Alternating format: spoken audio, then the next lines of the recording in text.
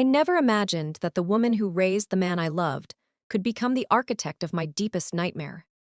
My name is Sophia, and this is the story of how my wedding night turned into the most devastating revelation of my life, and how I rose from those ashes stronger than I ever thought possible. From the moment Richard introduced me to his mother, Margaret, I felt something I couldn't quite name. She smiled warmly, hugged me with what seemed like genuine affection, and told me she had always dreamed of having a daughter. Her words wrapped around me like a soft blanket, and I let myself believe that I was finally being welcomed into a real family. My own mother had passed away when I was 17, and the idea of having a maternal figure again filled a void I didn't even know was still open. Margaret was elegant, well-spoken, and seemed to adore her son with a devotion that I found touching. She would call him every day, sometimes twice, to ask how he was, if he had eaten, if he needed anything. At first, I thought it was sweet. Richard would laugh and tell me she had always been that way, that it was just her way of showing love. I didn't see the red flags, I didn't want to see them. As our wedding approached, Margaret became more involved in every detail. She insisted on helping me choose the flowers, the menu, even the music. She said she wanted everything to be perfect for her son, for us. I was grateful, or at least I thought I was. Looking back, I realized she was taking control, slowly, subtly, making sure everything aligned with her vision, not ours. But I was too in love, too hopeful, to notice. The wedding was set for a beautiful estate in the countryside, surrounded by rolling hills and ancient oak trees. We had rented the entire property for the weekend so that our closest family and friends could stay with us. It was meant to be intimate, magical, a celebration of love that would mark the beginning of our forever. Margaret had her own suite on the ground floor, claiming that climbing stairs had become difficult for her recently. I didn't question it. I wanted her to be comfortable. The night before the wedding, we all gathered for a rehearsal dinner on the terrace. The evening air was warm, filled with the scent of jasmine and the sound of soft laughter.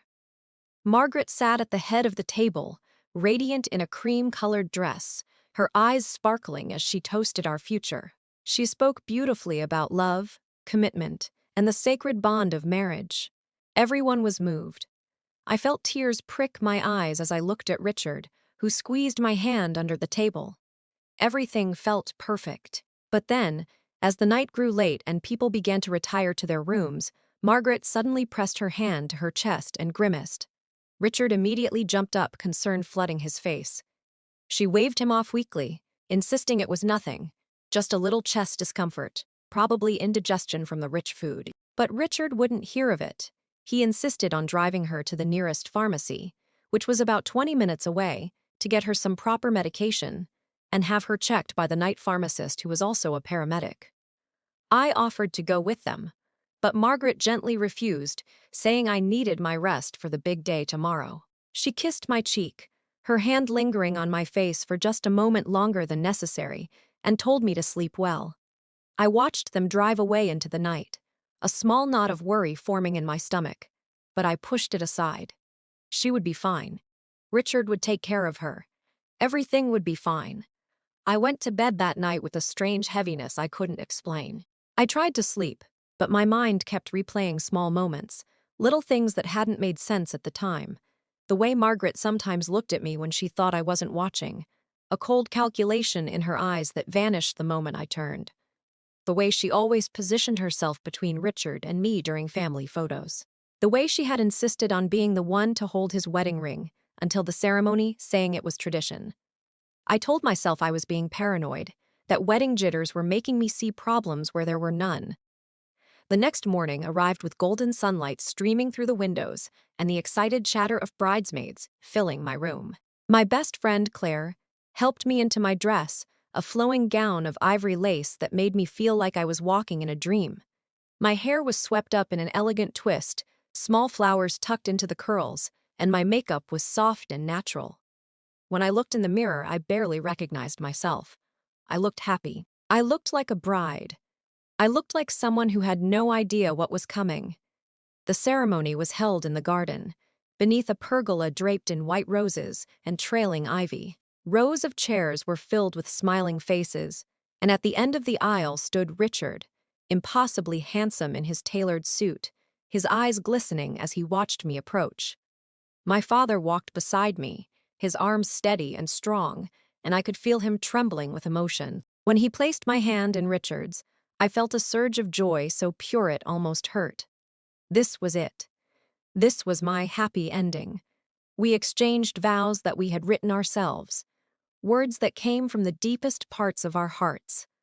I promised to love him through every season, to be his partner, his confidant, his home. He promised to cherish me, to protect me, to choose me every single day for the rest of his life. When the officiant pronounced us husband and wife, Richard kissed me with a tenderness that made the world disappear. Everyone applauded, and I felt like I was floating. But Margaret wasn't there. She had sent word that morning that she was still feeling unwell and needed to rest in her room. She apologized profusely, saying she wouldn't miss it for the world, but that her body simply wouldn't cooperate. Richard was disappointed but understanding. I was secretly a little relieved, though I felt guilty for thinking it. The ceremony felt lighter without her watchful gaze, though I would never have admitted that out loud. The reception was everything we had dreamed of. Long tables covered in white linen, candles flickering in the gentle breeze, plates of delicious food, and wine that tasted like celebration. Richard and I danced our first dance as husband and wife, and I rested my head on his shoulder, breathing in his familiar scent, feeling safer than I had ever felt in my life. People gave speeches, shared funny stories, and raised their glasses to our future. It was perfect, almost too perfect. As the evening wore on and the guests began to drift away, Richard and I excused ourselves to retire to the bridal suite on the second floor. It was a beautiful room with high ceilings, a four-poster bed draped in sheer white curtains, and French doors that opened onto a small balcony overlooking the gardens. Rose petals were scattered across the bed, and champagne sat chilling in a silver bucket. Everything was ready for our first night as husband and wife. But as soon as we entered the room, Richard's phone buzzed. He glanced at it, and his face immediately changed. It was a message from Margaret. She was feeling worse, much worse, and she needed him. My stomach dropped. Not now, I thought. Please, not now. But Richard was already moving, grabbing his jacket, telling me he just needed to check on her, that he would be back in 10 minutes, 15 at most. He kissed me quickly, distractedly, and hurried out the door before I could even respond. I stood there in my wedding dress, alone in the bridal suite, staring at the closed door. I told myself to be understanding, that she was his mother, that of course he needed to make sure she was okay. But something felt wrong. Something felt very, very wrong. I paced the room, my heart pounding, my mind racing. 10 minutes passed. Then 20. Then 30. I couldn't take it anymore. I slipped out of my heels, grabbed a robe to put over my dress, and quietly made my way downstairs. The house was dark and silent, everyone else already asleep. I moved carefully, trying not to make any noise, following the hallway toward Margaret's suite. As I got closer, I heard something that made my blood run cold. Laughter. Low, intimate laughter. A woman's voice, soft and pleased, and then Richard's voice, equally soft, equally intimate, saying something I couldn't quite make out. I froze in the hallway, my hand pressed against the wall to steady myself. My mind refused to process what I was hearing. It couldn't be. It couldn't possibly be. I took another step closer, my legs shaking so badly I thought I might collapse. The door to Margaret's suite was slightly ajar, just enough for a sliver of warm light to spill into the dark hallway. I pressed myself against the wall, barely breathing, and looked through the crack. What I saw shattered me into 1,000 pieces. Richard was sitting on the edge of Margaret's bed, his jacket off, his shirt partially unbuttoned, and Margaret, who had been too sick to attend our wedding, was sitting beside him in a sheer nightgown, her hand resting on his thigh, her head tilted toward him, with an expression I had seen her give him 100 times, but had always misread as maternal affection. There was nothing maternal about it now. She was stroking his face, her fingers trailing down his jaw, and he was leaning into her touch with a familiarity that could only come from years of practice. My mind struggled to make sense of what I was seeing. This couldn't be real. This had to be some kind of nightmare. But then, Margaret leaned in and kissed him, not on the cheek, not in any way that could be misconstrued as innocent, but fully, deeply on the mouth. And Richard didn't pull away. He kissed her back. I think I made a sound, some kind of strangled gasp, because they both suddenly froze and turned toward the door. Our eyes met, Richard's and mine, and in that instant, I saw everything. The guilt, the panic, the desperate scramble for an explanation that would never come. Margaret's face, on the other hand, showed something else entirely. Satisfaction, triumph, as if she had been waiting for this moment, as if she had orchestrated it. I stumbled backward, my hand flying to my mouth to stifle the sob that was rising in my throat. Richard jumped to his feet, calling my name, but I was already running. I ran back down the hallway, my wedding dress tangling around my legs, my vision blurred with tears. I heard him behind me, his footsteps pounding on the wooden floor, his voice pleading for me to wait, to let him explain. But there was nothing to explain. I had seen everything I needed to see. I burst through the front door and out into the night, gasping for air that wouldn't come. The gardens that had looked so magical just hours before now felt like a cage. I kept running, down the gravel path, past the pergola where we had said our vows, past the tables still decorated with flowers and candles. I ran until I couldn't run anymore, until I collapsed onto a stone bench near the edge of the property, my whole body shaking with sobs I could no longer hold back. Richard found me there, breathless and pale. He tried to reach for me, but I jerked away as if his touch burned. He started talking, words tumbling out in a frantic rush. He said it wasn't what it looked like, that I had misunderstood, that his mother had been comforting him because he was nervous. But his lies were so transparent, so insulting, that they only made everything worse. I looked at him through my tears and asked him one simple question: how long? The silence that followed was my answer. He couldn't even look at me. He stared at the ground, his hands clenched into fists, and finally, in a voice barely above a whisper, he said, "Always." That one word destroyed me more than anything else could have. Always. It had always been her. Their relationship wasn't a recent mistake, wasn't a moment of weakness. It was something twisted and deep and wrong that had existed long before I came into the picture. I felt physically sick. I asked him why he married me, why he put me through all of this if he was already entangled with his own mother. He didn't have a good answer. He said something about wanting to be normal, about trying to have a regular life, about his mother insisting he needed to keep up appearances. Every word was another knife in my heart. I wasn't his love. I was his cover, his beard, his way of pretending to the world that he was something he wasn't. Margaret appeared then, wrapped in a silk robe, her expression calm and almost amused. She didn't look sick at all. She looked radiant. She told me, in a voice dripping with false sympathy, that I was young and naive, that I would understand someday that some bonds are simply unbreakable. She said Richard would always belong to her, that I had been foolish to think I could ever come between them. The cruelty in her words was matched only by the casual way she delivered them, as if she were discussing the weather. I looked at both of them standing there, this woman and her son, and I felt something inside me harden. The grief was still there, the pain was still overwhelming, but beneath it all, a fierce determination was beginning to take root. They had humiliated me, used me, made a mockery of everything I believed in, but they hadn't broken me, not completely, not yet. I stood up, wiped my face, and told them both that I was leaving. Richard tried to protest, saying we needed to talk, that we could work through this. But there was nothing to work through. I told him I would be filing for an annulment immediately, that I wanted nothing from him. No money, no explanations, no closure. I just wanted out. Margaret smiled, satisfied, as if she had won some kind of victory. But I didn't care about her games anymore. I walked back to the house, went straight to the bridal suite and packed my things. I took off the wedding dress and left it crumpled on the floor, a symbol of everything that had been destroyed that night. I put on jeans and a sweater, grabbed my bag, and walked out without looking back.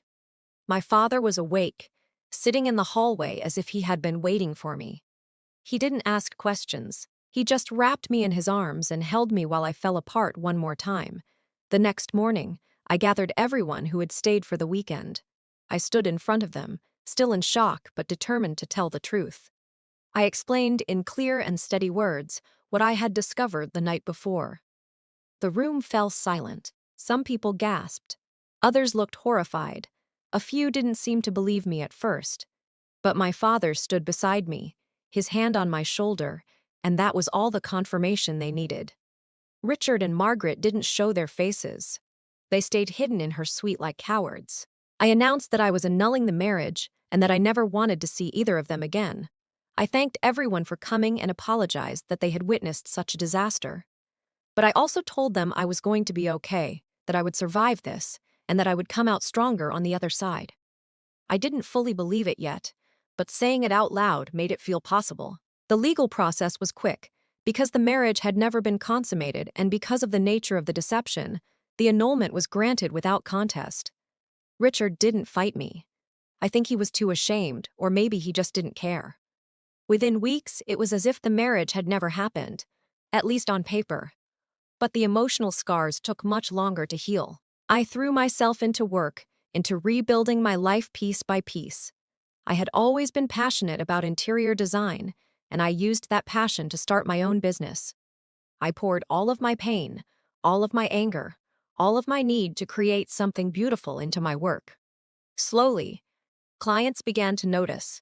My designs were featured in local magazines and word spread. Within a year, I had more projects than I could handle.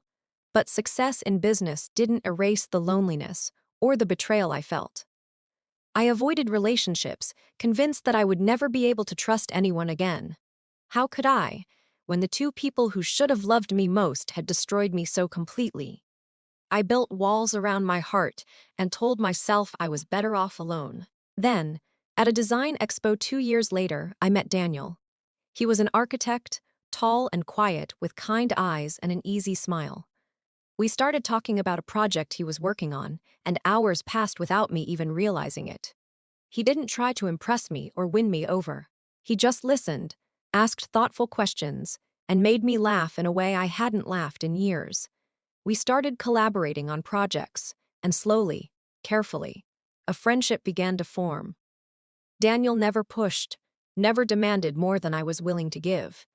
He knew I had been hurt, though I never told him the details, and he respected my boundaries without question. Over time, I began to feel safe with him in a way I hadn't felt safe with anyone since before my wedding night.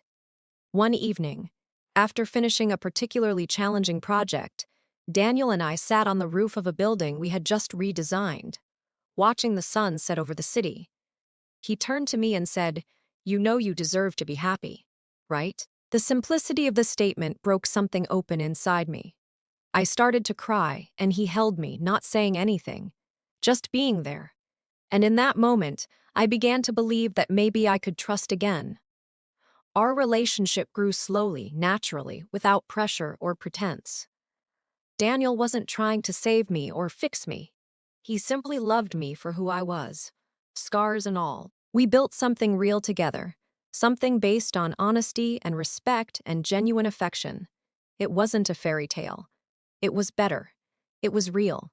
3 years after my disastrous wedding, I heard through mutual acquaintances that Richard and Margaret's twisted relationship had finally imploded. Apparently, Richard had tried to leave to start over with someone new, and Margaret had completely fallen apart. She became controlling and jealous, making his life unbearable. Eventually, he cut off all contact with her and moved to another state. They had destroyed each other in the end, just as they had tried to destroy me. I felt nothing when I heard the news. Not satisfaction, not vindication, nothing. They were simply no longer relevant to my life. I had moved on in every sense of the word. I was successful, I was in love, and I was genuinely happy. Not the naive, fragile happiness I had felt before, but a deep, grounded contentment that came from knowing who I was and what I deserved. Daniel and I eventually got married in a small ceremony with just our closest friends and family. There was no elaborate estate, no grand celebration, just two people who loved each other, making a promise in front of the people who mattered most. And this time, when I said, I do, I meant it with every fiber of my being. This time, it was real. Looking back now, I can see that my first wedding wasn't the end of my story. It was the beginning. It forced me to confront things about myself I had never examined, to learn what I truly valued, and to understand that my worth wasn't defined by someone else's ability to love me. I learned that betrayal, as devastating as it is, doesn't have to destroy you. It can transform you if you let it. I learned that some people are so broken inside that they will break everyone around them to feel whole. Margaret and Richard were those people. But I also learned that there are good people in the world. People like Daniel, who will see your wounds and love you not in spite of them, but through them. People who understand that healing is a journey, not a destination. Today, I live a life I am proud of. I run a successful design firm. I have a marriage built on trust and mutual respect, and I wake up every morning grateful for the peace I've found. I still think about that night sometimes, about the girl in the wedding dress who ran through the gardens with tears streaming down her face. But I don't feel sorry for her anymore. She survived, she rebuilt, she thrived. If you are reading this and you've experienced betrayal that shattered your world, I want you to know something. It is not your fault. You didn't deserve it. And most importantly, it doesn't define you. You get to decide who you become after the worst thing happens. You get to choose whether you stay broken or whether you rebuild yourself into something even stronger. My story isn't about revenge. I never sought to destroy Richard or Margaret. Their own choices did that for them. My story is about reclaiming my life, my dignity, and my right to be happy. It is about understanding that the best revenge isn't revenge at all. It is living well. It is finding genuine love. It is waking up one day and realizing that the people who hurt you no longer have any power over you. So if you ever thought true happiness wasn't meant for you, let me tell you something. It is. But it doesn't come from someone else giving it to you. It comes from you refusing to let anyone take it away. It comes from you choosing yourself every single day, even when it is hard. Especially when it is hard. I am sitting here now, in the home Daniel and I built together, with a cup of tea and the sound of rain gently falling outside. He is in his office working on blueprints, and every so often, he looks up and smiles at me through the doorway. This is peace. This is what real love looks like. Not grand gestures or perfect moments, but quiet contentment and the knowledge that you are exactly where you are supposed to be. Sometimes I drive past wedding venues, and I think about all the brides who are about to say, I do, filled with hope and dreams and trust. And I hope with all my heart that their stories are different from mine. But if they're not, if they find themselves shattered and alone on what was supposed to be the happiest day of their lives, I hope they remember this. You will survive. You will heal. And one day, you will be happy again. Not because someone else made you happy, but because you chose to be. Did you like my story? Which city are you listening from? Let's meet in the comments. You will heal. If this story touched your heart, you can support me by sending a super thanks so I can keep bringing more stories like this. Thank you so much for your sweet support. I am looking forward to your comments on the story.